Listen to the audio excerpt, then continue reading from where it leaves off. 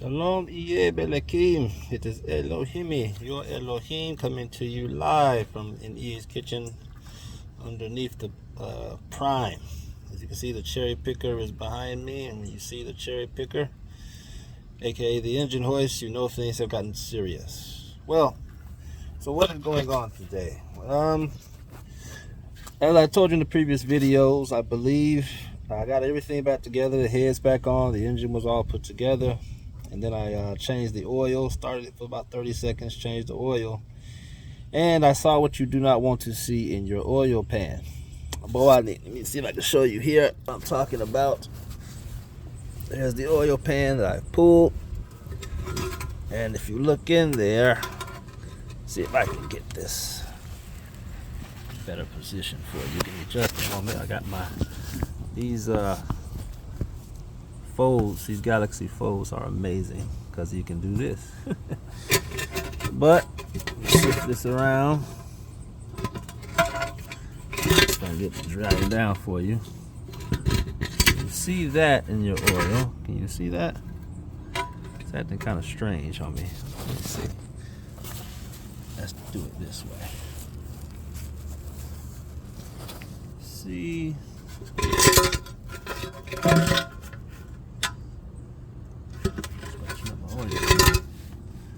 See that? All those fun copper shavings in there? Can y'all see that? Forgive me if you can't see that. I'm doing it from an angle that I can't even see.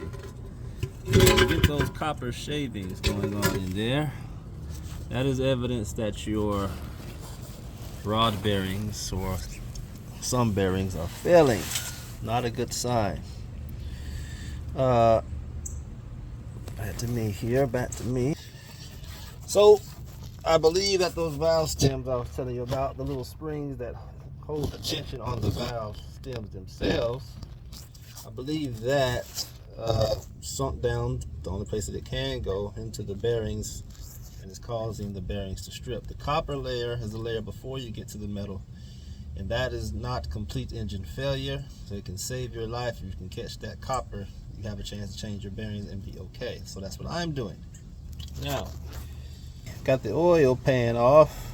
This in the Hemis, the instructions tell you to take off, to jack the engine up on the engine hoist, and then you'll be able to slide the oil pan out to the back. But as you can see, transmission is in the way, and there's not enough room to slide that thing out through here.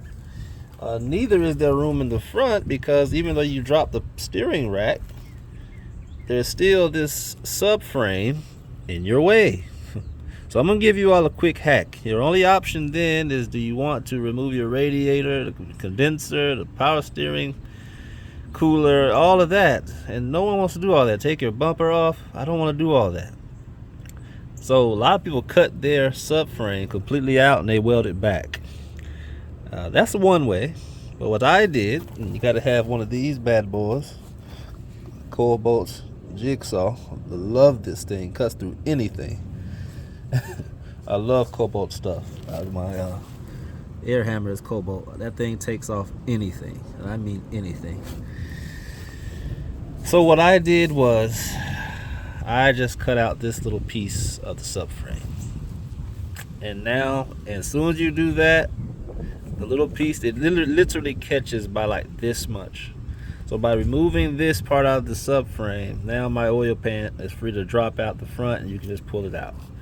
So I'm just going to leave it like that. I'm not going to re-weld it. So for the rest of my life, that will be a hack for if I need to pull the oil pan to get to anything, there will be nothing stopping me. I've been out here like 4 or 5 hours, and I will never waste that much time on this again.